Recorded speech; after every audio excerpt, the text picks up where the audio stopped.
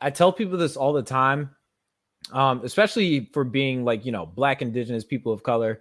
We were essentially like, we had to learn the rules to survive in this white Yes. world, to navigate in these different spaces and stuff. It's the having the mindset to be semi-militant in a sense, whether in conversation, whether it's society, whether it's economic strides and everything that we would like to hit, but it's also we live in a white world. So we Right.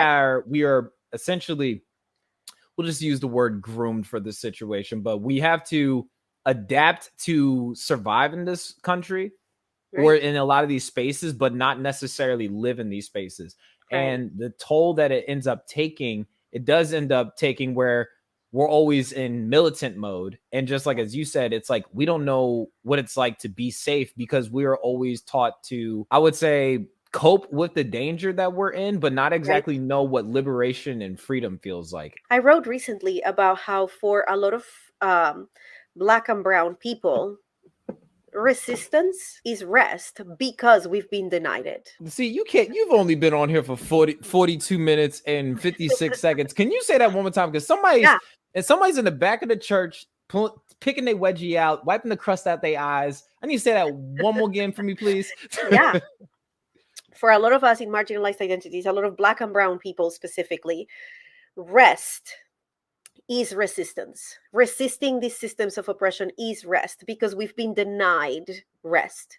At all times, our nervous systems are activated because we need to survive here. So when we look for spaces or create spaces where rest is afforded to us, we are resisting supremacy culture just by resting. Just by resting, we are resisting supremacy culture because inside of supremacy culture, we are not seen as humans. We are machines. We are simply things that are moved around. We are things that are to be exploited. We are just resources to be exploited. So the moment that I say, I refuse to be a resource that you exploit and I'm going to rest, I am resisting supremacy culture. I am standing against it and saying, I refuse, I'm a human and I refuse to allow you to treat me as less than a human. It's the being able to and just being able to like forgive. I don't even know why you need to forgive yourself. So even like saying this, I'm like trying to like decolonize this like unnecessary like guilt that like I think a lot of like POCs feel is being able to just live and breathe. And Yes. I heard somebody put it like this. I was talking to them. I'll have to send you a clip of this, but there's this one Black trans woman that I met in DC. And one of the things she said was being able to just live and exist in spaces, whether it's spaces we've created in our own or even in like white space where we're able to just not assimilate, Yeah. rest and smile. That's what liberation feels like. Yeah. So when I tell people not always having to fight all the time in itself is liberation because you've convinced yourself to not be, I would say, like a cog in the machine that they've created, but just being able to just say, hey, I'm a human. If you don't believe me, that's your problem. It has nothing to do with me. But I Right. have to convince myself too. I think that's super important when it comes to just growing and not allowing these different circumstances and spaces to shape us for sure. That was Right. powerful. Yeah, Powerful. because we've been conditioned to believe that. We've been conditioned to believe that we are valuable so long as we play into the system. Mm. But that's not true. Our value is intrinsic. We're valuable. That's it. That's it. But in this society that we've created, the only people that get to exist are the most privileged in it. I was telling someone, I was, we're not rich or anything, so we don't have wealth privilege. But my husband's white. He's white, tall, has blue eyes, like he's a white man, cisgender white man. And I was talking to him about his experience traveling to Colombia. He's gone to Colombia with me several times, and he's gone to other places with me, and we've traveled. And I said, how are you received when you travel? He's celebrated everywhere. He's celebrated. The white man is here, and he's celebrated. It's so good to have you here. It's so exciting. Thank you for coming. I said, how is my experience? Now that you travel with me, how is my experience traveling? From the moment we get to the airport, what happens? And he's like, you're looked at with suspicion everywhere. They double check because you have a Colombian passport, because you don't speak English as well as you're supposed to. You are looked at everywhere with suspicion. And I said, yeah, the only place I'm not looked at with suspicion is in Colombia, but I live in the US, and I walk in my days and I live my life being looked at with suspicion all the time. And that affects my nervous system all the time. That it's the same way that what Black people are looked at. It's the same way that all immigrants of color are looked at. We are looked at with suspicion, which means that our nervous system is constantly activated. And I don't know, we have different nervous systems, but there is the sympathetic and the parasympathetic, and this is very oversimplified. I'm obviously not a doctor, but parasympathetic and sympathetic. The parasympathetic nervous system is activated when we are at rest. And when the parasympathetic system is at rest, like when it's activated, our digestive system is working well, our entire body is going into healing mode. It goes into what's wrong in our body and starts like patching things up.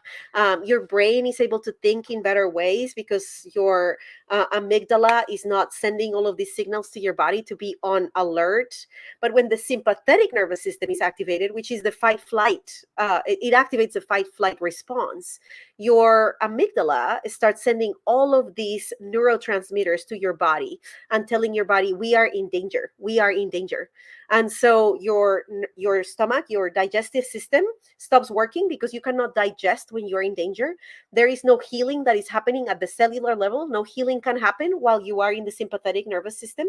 So a lot of cells that have to regenerate, and a lot of cells that have to, they never regenerate. And so when I say that we live in a world that continues to tell us that we're dangerous and that kills us, we mean that literally, because our sympathetic nervous system is activated at all times. We are never safe.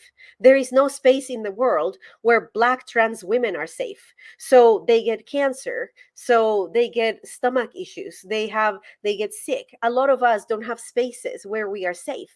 And so when we say this is killing us, we mean it. And so when we are actually looking for spaces or creating spaces, fostering spaces, which I think should be the role of the church, but it's not what the church is doing. When we foster spaces where everybody and anybody can be safe, we are literally helping them heal at every possible level. From the cellular level all the way to their brain is literally being able to think like, oh, I get to just exist here. I get to consider all of these things. I'm not just trying to survive. So when we talk about the difference between living and simply existing, we are also talking about our ability to heal and our ability to leave behind a better legacy for our children. Because if the person that my children meet is this person that is constantly on her sympathetic nervous system with a brain that is impaired to be able to make rational decisions because she's always trying to feel safe and always on edge, then I am giving them trauma that I could have avoided for them if I would have just had access to safety. So when I say rest is resistance, I mean that at every possible level. When we rest, we heal from the cell all the way up to our brain and our ancestral trauma. Typically, because of like what we go through as far as like the discrimination we face, microaggressions, offense, dealing with these toxic environments, our cells literally age faster than anybody else. So the things that our cells are going through at 20, a 40-year-old white man is probably at that same rate as far as like not so much growth, but even like where the deterioration process starts. So you're just like, there's no, it's like you start having strokes at the age that somebody else that is not of a person of color gets a stroke at your in your 20s. Heart attacks at 20s that other people typically get in their 40s. These are a result of navigating in these spaces. So I think and like the one thing that and then we're gaslit and we're told, oh, it's because you don't take care of yourself. How? Like, did you see what you've created? You know? So then we're blamed. Like, oh, Native Americans, they like all of the stereotypes about all of us. Like Native Americans are like a lot of alcohol. Yes, that's a response to the system. It's not a flaw in their character. And so there are all of these stereotypes and they blame us for it. But in reality, our bodies are just responding to the system. Yeah, because then you know what it is though? if they acknowledge the very things that afflict us, they would have to if they had to acknowledge our afflictions, they would have to trace back where these afflictions came from. And then with acknowledgement comes a sense of responsibility. The problem is, and I said this the other day, apologies are pretty much useless for me personally. I don't want your apologies. I want responsibility. You know what I'm saying? Accountability. I want acknowledgement, because you telling me I'm sorry, it's like that doesn't make my arm stop bleeding. That didn't make the offense go away. But you acknowledging that it was a problem, you acknowledging that it's toxic, you acknowledging that it was problematic, that's on you now as far as responsibility goes. Because it's like, okay, cool. Now that we got here, what are we going to do about this? Right. So, and that's where we, like, you're talking about the difference between an apology and actual genuine, like, I'm sorry is not an apology, right? No. But we're talking about like what repentance really looks like, right? Repentance requires that we name the harm done so that we can say like, oh, I totally understand how I harmed you. So you name the harm done, but then on top of that, you change behavior, because apologies without changed behavior are manipulation. That's all they are. So yeah, I'm with you. If you are not changing your behavior, you're not apologizing. You're just trying to get away with more of the same behavior. That's it. Yeah, and what I've also learned when it comes to, especially with dealing with people that are gaslighting you, they'll say, I'm sorry, because it gets you to stop talking to them faster. Right. So what it really is let me apologize so you can get out of my face. I want to be able to gaslight you, offend you, say whatever I want to you in peace, whether you hear me or not. But of course, that gets covered up with statements like, oh, you're being too sensitive. Right. You're overreacting. You're being dramatic. It's like, I wouldn't have to respond if there wasn't an action to respond to. Right. That's why when they tell us, like, stop talking about race, stop talking about white supremacy, it's over. And I'm like, it's not over. So we can't stop talking about it. We can't stop. You never corrected your behavior. The behavior was never corrected. You changed some policies. You said, I'm sorry, and made it look like things are a little bit better. But at the end of the day, the system is still there. So you're right. If they were to look at all of the things, they would realize that they are complicit.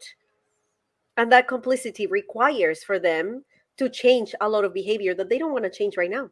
Beat up like Hitmonchan, GV, that's my clan. I abuse ya. I'm that Kai Super with them kicks like Hayabusa. While I snap the neck of a Satan while he nod his head to this music. We the movement, good vibes sent by God. We the truest.